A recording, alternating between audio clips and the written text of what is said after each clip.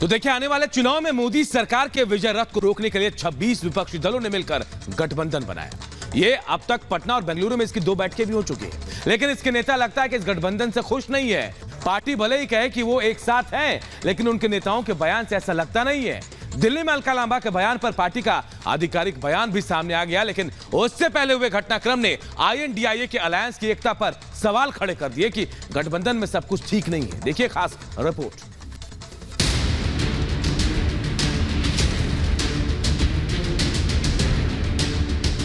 7 महीने 7 सीटें हैं। ये बात हुई कि जिसकी दिल्ली उसका देश होता है। अगर उन्होंने डिसाइड कर लिया है कि दिल्ली में अलायंस नहीं करना, तो फिर इंडिया अलायंस की मीटिंग का कोई मीनिंग ही नहीं रह जाता। ये गठबंधन पहले तो होगा नहीं, अगर हो गया तो कितने दिन चलेगा।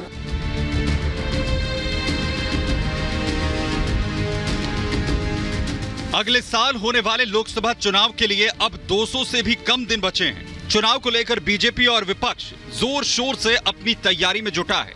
आम चुनाव में बीजेपी को हराने के मकसद से विपक्षी दल INDIA गठबंधन बनाकर एक मंच पर आ तो गए हैं, लेकिन अब तक ये तस्वीर साफ नहीं है कि इस गठबंधन में कौन कौन साथ रहेगा और कौन चुनाव से पहले ही अपने रास्ते अलग कर लेगा।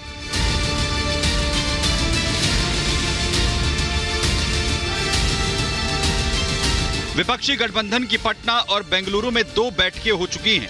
INDA गठबंधन की अगली बैठक महाराष्ट्र की राजधानी मुंबई में होने वाली है, लेकिन तीसरी बैठक से पहले दिल्ली में कांग्रेस नेताओं के बयान से सियासी तहलका मचा हुआ है। सरकार की विरोधी पार्टियां एकजुटता की कोशिश में जी जान से जुटी हैं, लेकिन उनकी पार्टी के नेता इन तमाम कोशिशों पर पानी फेरते नजर आ रहे हैं।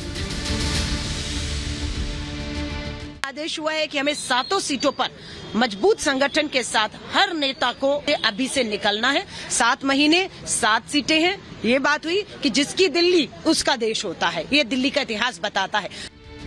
कांग्रेस की बैठक के बाद पार्टी के नेताओं के बयान से कंफ्यूजन की स्थिति पैदा हो गई। आम आदमी पार्टी ने कहा कि अगर कांग्रेस ने दिल्ली में अकेले चुनाव लड़ने का फैसला किया है तो INDIA गठबंधन का क्या होगा। आपने अपने तेवर दिखाए तो कांग्रेस की तरफ से आधिकारिक बयान सामने आया और सफाई दी गई तो आम आदमी पार्टी के नेताओं के भी सुर बदल गए। मेरी तो समझ में नहीं आ रहा है कि आम आदमी पार्टी है, उनके जो हैं समझ के लिए मैं क्या कहूँ। Alka Lamba is a spokesperson, she is not a authorise spokesperson for talking on such major important issues. जो पत्रकार ने उनसे पूछा है उसकी मैच्योरिटी के बारे में भी मुझको शंका लगता है। आग में घी डालने से आग और बढ़ती है। सर अभी तो रोज कांग्रेस ने रोज कहा जाता कि घी डालो। इसके अंदर ये है कि कांग्रेस ने अपने जो बयान है उसका खंडन खुद कर दिया है, तो ठीक है, बात खत्म हो गई। दिल्ली में लोकसभा चुनाव के लिए सीटों पर आप और कांग्रेस में घमासान बढ़ा तो बीजेपी ने भी गठबंधन की एकता पर सवाल उठाए। बीजेपी नेता ने कहा कि यह सिर्फ स्वार्थ का गठबंधन है, जहां अभी से छोटी छोटी चीजों पर लड़ाई हो रही है। चीजों पर जिस तरह लड़ रहे हैं, ये गठबंधन पहले तो होगा नहीं, अगर हो गया तो कितने दिन चलेगा।